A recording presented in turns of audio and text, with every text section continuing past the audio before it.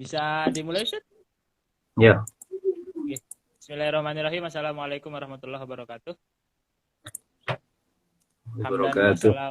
Hamdan wa salaman wa ba'du, yang kami hormati Ustadz Masrohin selaku narasumber atau ya narasumber pada kajian hari ini. Sebelum melanjutkan, dimohon kepada sahabat Asrama Lentera jika ingin mengajukan pertanyaan bisa disiapkan mulai detik ini. Jadi nanti ketika waktu udah habis baru nanya. Nanti kolom pertanyaannya dituliskan di kolom pertanyaan saja gitu. Jangan di kolom yang live buat live IG. Kemudian Vicky langsung ke materi mawon Ustaz. Sekedar prolog dari saya pribadi sebagai host. Vicky, tema pada malam hari ini berjudul Vicky Pandemi. Kemungkinan jika kita mendengar tema tersebut, kemungkinan agak asing bagi telinga masyarakat, mungkin saja tapi terlepas dari hal tersebut, Vicky Pandemi di sini pada dasarnya memiliki dua pemaknaan. Yang pertama adalah hukum fikih seperti apa yang terbentuk akibat pandemi pada malam hari ini. Itu pemaknaan yang pertama. Pemaknaan yang kedua sangat sederhana sekali, yaitu pandemi dalam perspektif fikih. Tapi sejatinya ada relasi yang jelas antara dua pemaknaan tersebut. Kemudian sejenak beberapa menit sebelum saya melaksanakan IG, saya sempat berpikir pada dasarnya tema kali ini tidak menimbulkan permasalahan apapun, Ustaz. Karena pada dasarnya taghyirul ahkam bitaghyurin azminatin wa amkinatin. Hukum fikih itu bersifat dinamis. Jadi bagaimanapun konteksnya, bagaimanapun keadaannya, dimanapun tempatnya, dan kapanpun waktunya pasti akan ada hukum fikih dalam hal tersebut. Kemudian kalau ngambil dari teorinya Gus Baha, hukum itu di atas akhlak. Jadi harus ada hukum dulu baru ada akhlak. Tetapi sejenak pada Jumatan tadi saya membaca buku karangan dari anak buahnya Prof. Nasaruddin Umar dengan judul buku Fikih Pandemi. Setelah saya membaca sekilas, dipaparkan dengan begitu lugas dan mudah sekali. Pada dasarnya buku itu menjelaskan tentang bagaimana peribadatan, entah itu secara vertikal maupun horizontal, tetap bisa dilaksanakan secara hukum syariat, walaupun pandemi masih menyelimuti masyarakat Indonesia. Tetapi yang menjadi problem sebenarnya, kalau menurut saya problemnya cuma satu, Ustaz, yaitu apa namanya?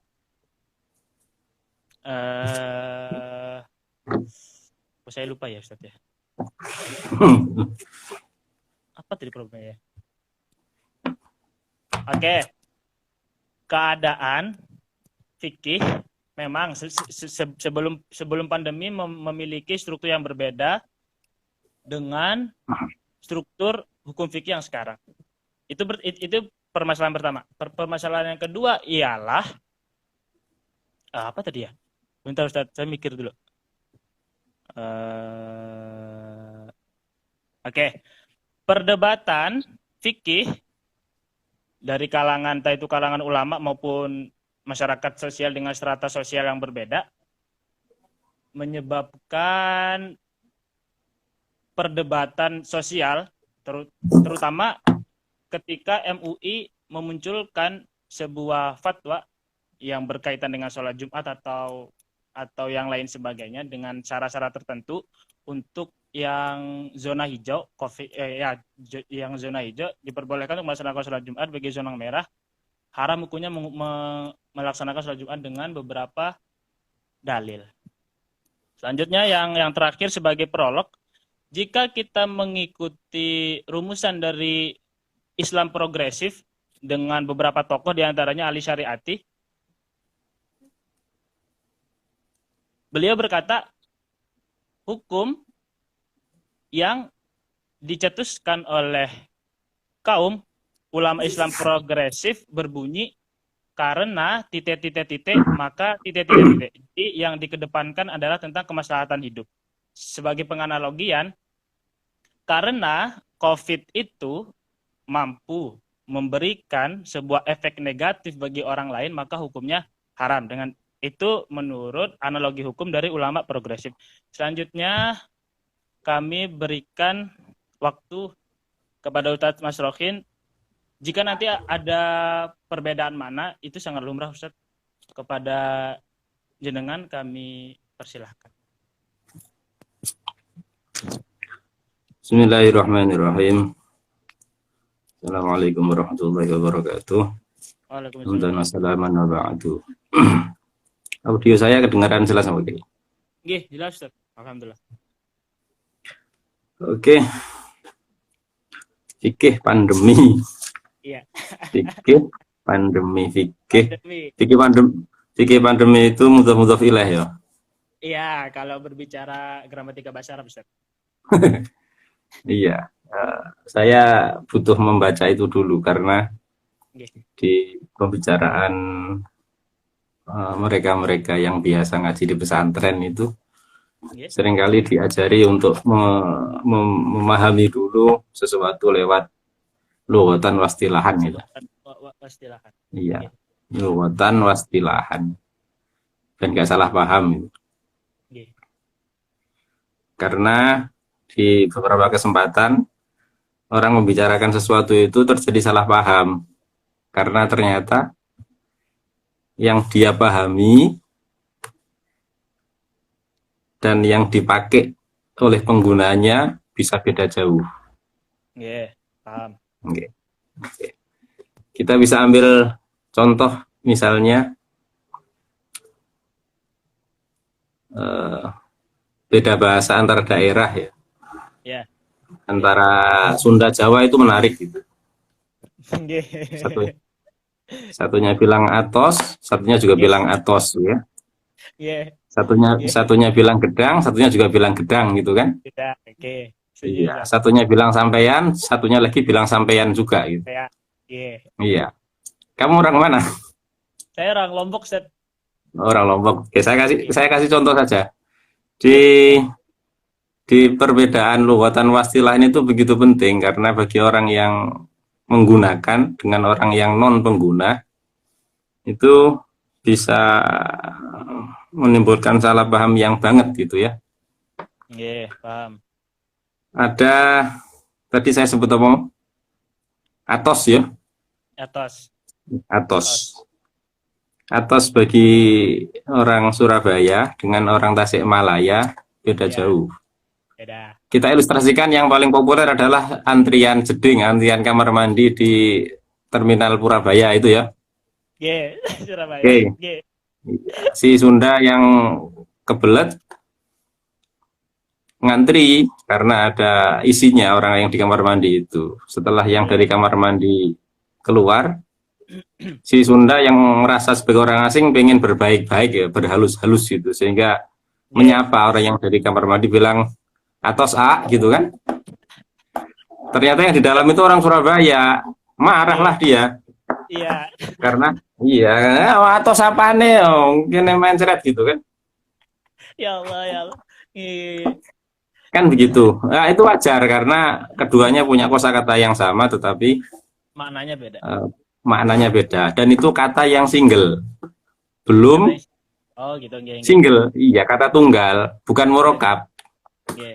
Nah, ini fikih pandemi sudah murokab. Sampun. Sudah murokab itu artinya kalau dalam pelajaran nahwu dasar namanya idhofiyah gitu ya. Fikih pandemi, fikih untuk pandemi, fikih bagi pandemi, kan? Ada apa, penyisipan antara min, li, fi itu yang biasa gitu ya. Nggih, kalau yang idhofi. Oke, apapun yang mau dipakai untuk fikih pandemi, fikih untuk pandemi, fikih bagi pandemi, fikih milik pandemi, nah, gitulah kira-kira. Nggih. Kita akan mulai dari fikih pandemi dulu, fikih dulu, pandemi dulu. Nah, pandeminya saya nggak punya ilmunya, karena saya bukan epidemiologi. Al-fiqih mawon Ustaz. Al-fiqh. Iya, saya tidak punya ilmunya tentang kepandemian karena bukan epidemiolog. Ya. Yang bisa saya tangkap dari pandemi itu hanya tentang klasifikasi. Tentang klasifikasi ada setidaknya 3 yang saya ingat itu. Ada namanya pandemi, ada namanya epidemi, ada namanya endemi. Ya, pernah dengar Ustaz. Nah, ada pandemi yang serbuannya bersifat global itu, internasional ya. Ada yang epidemi yang sifatnya lokal, beberapa negara saja, atau paling banter satu benua saja gitu. Epidemi, ada yang endemi bersifat lokal saja. Kalau ambil contoh yang fisik ya, ada komodo itu endemi Pulau Komodo, tetanggamu sana. Iya, NTT. Iya, di NTT itu. Ya, nah, itu endemi karena hanya ada di situ saja. Yeah. Hanya ada di situ aja. Kemudian ada kalau lanjutnya ke agak luas, ada epidemi dulu yang di Afrika, Ebola. Oh ya, ya. Iya, virus Ebola itu epidemi nggak nyampe ke Asia, ke Amerika aja nggak, hanya di Afrika saja. Kemudian yang sekarang apa ini? Coronavirus disease-nya, iya itu epidemi karena sudah menginternasional. Menginternasional. Kalau apa tentang pandemi yang saya tahu ya paling hanya itu. Sesuatu karena ini penyakit ya, tidak hanya digunakan untuk penyakit kan seperti itu, digunakan untuk banyak hal yang sifatnya lokal, regional, internasional kan begitu. Nah, fikih pandemi ini tentu saja ketika bicara fikih digandengkan dengan pandemi, bicaranya akan tentang terganggu nggak fikihnya gara-gara pandemi gitu. Nah, berarti berarti urusannya tentang apa ini? Berurusannya tentang aktivitas manusia dalam hal hablun minallah, hablun minannas ya, vertikal horizontalnya terganggu apa tidak. Nah, cenderungnya kalau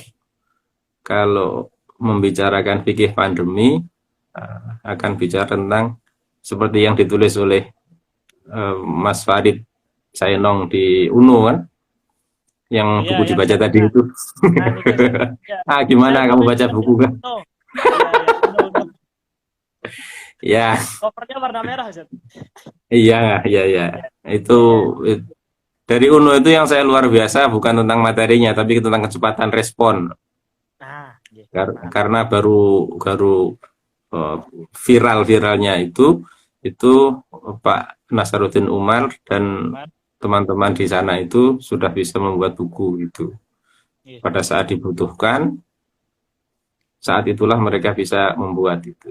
Nah, ya, pekerjaan ilmuwan ya begitu itu. Iya. Enggak, bahasa seriusnya agak maido lah. Tidak hanya maido geremeng menggerutu, enggak, tapi memberikan solusi begitu kan, karena mereka di bidang itu ya membuat solusi itu. Itu isinya tentang ibadah semua.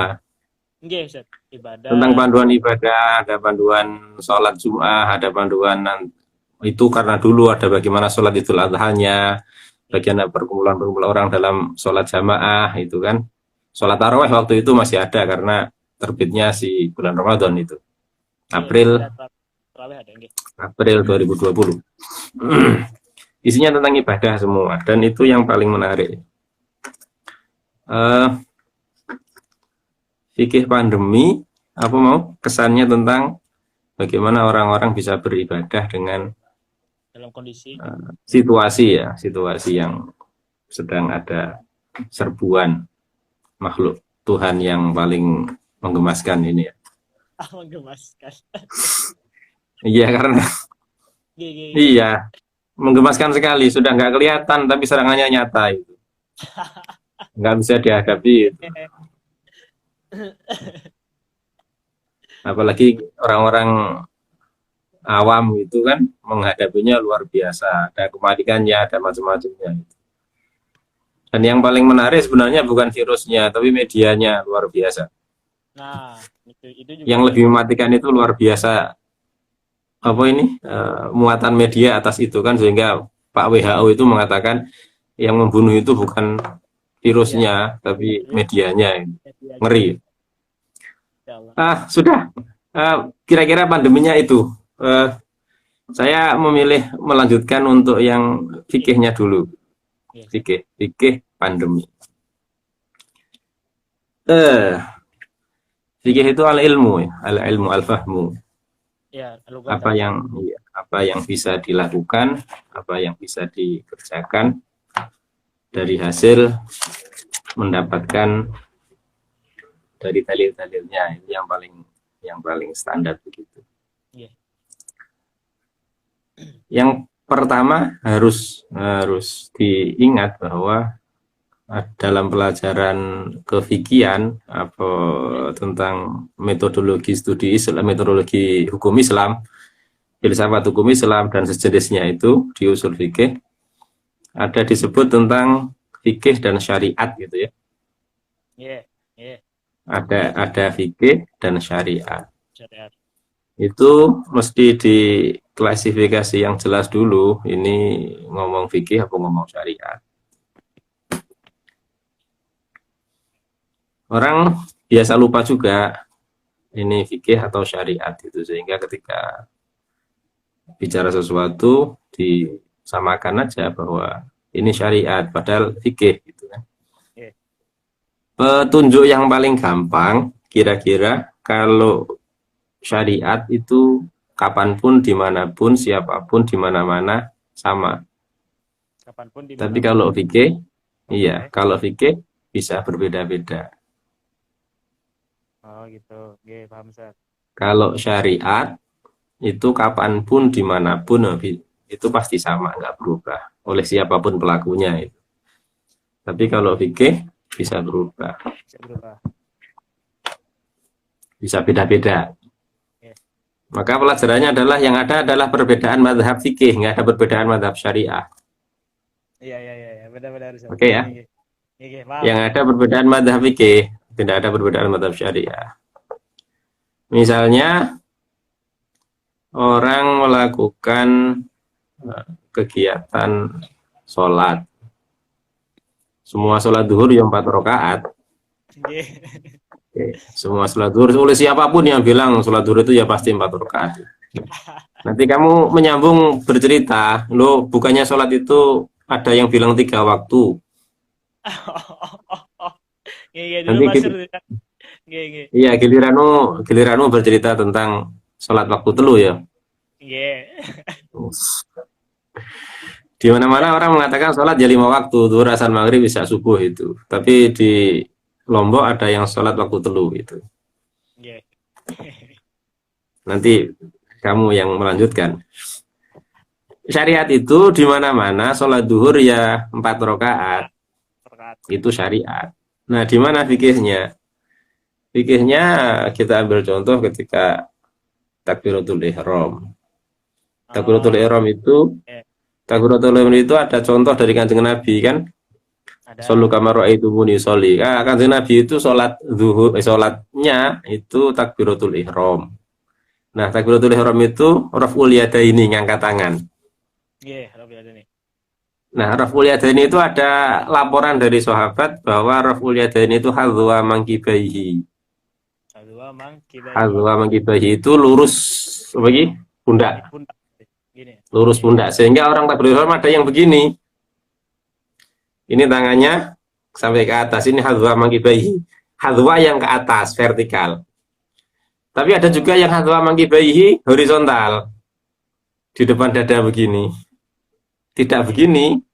Ya, ini kan hadza mangkibai juga. Nggih, nggih. Nah, Nggih, paham, paham, ini paham. ini takbiratul ihram yang wis beda itu atas begini, ini hadza lurus mendur, ada yang lurus horizontal begini. Itu wis seluruh, itu artinya fikih. Tetapi tidak ada yang hadza mangkibai ini, apa ini? Tangannya sendaplang begini. Bahasa Indonesia apa sendaplang itu? Bahasa Indonesia apa ya, Ustaz?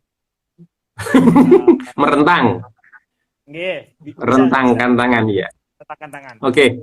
Iya, takbiratul ihram itu raf'ul yadaini dan hadza mangkibaihi. Laporannya jelas seperti itu.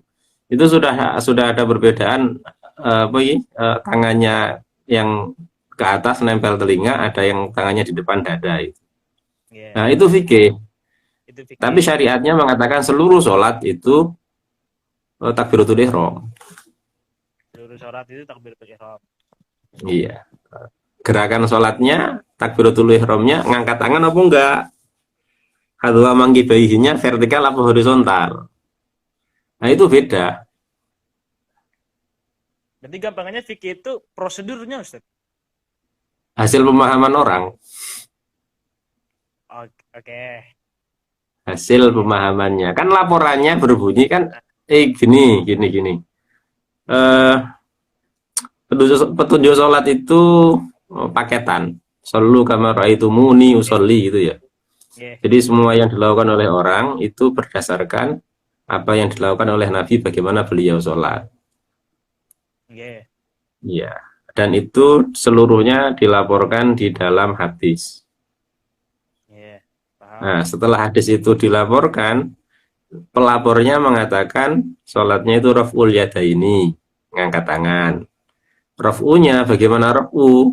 Ada lanjutannya hadza mangkibaihi, lurus pundak. Bunda. Nah, kemudian dipahami lurus pundak itu gimana? Vertikal atau horizontal?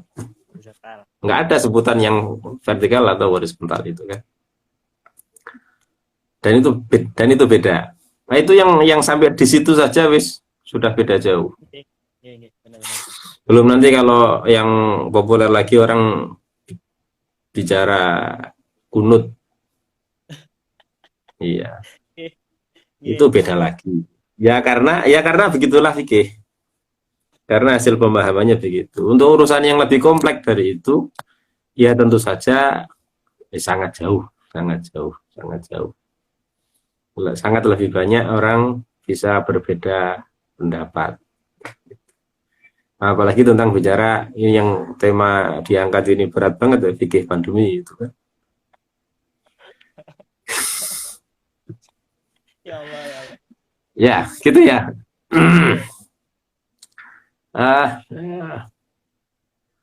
Apa mau? Fikih. Antara syariat sama fikih. Beda.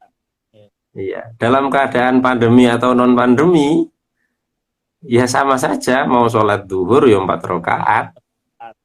Dalam keadaan tidak pandemi 4 rakaat, pandemi juga 4 rakaat. Karena syariatnya adalah sholat duhur. Iya. Gitu. Iya. Sholat jamaah dilakukan apa enggak? Itu sudah nanti beda pendapat lagi. Bagaimana sholat berjamaah itu antara wajib dan tidak. Bagi yang terbiasa tidak sholat jamaah, kemudian masjid ditutup, ya sudah terlatih kan? Nggih. Aman, Ustaz. Sudah sangat terlatih. Ternyata banyak juga yang teriak-teriak marah-marah masjid tutup, itu nggak boleh dipakai untuk berkerumun orang. Giliran masjid dibuka, tetap aja masjidnya sepi.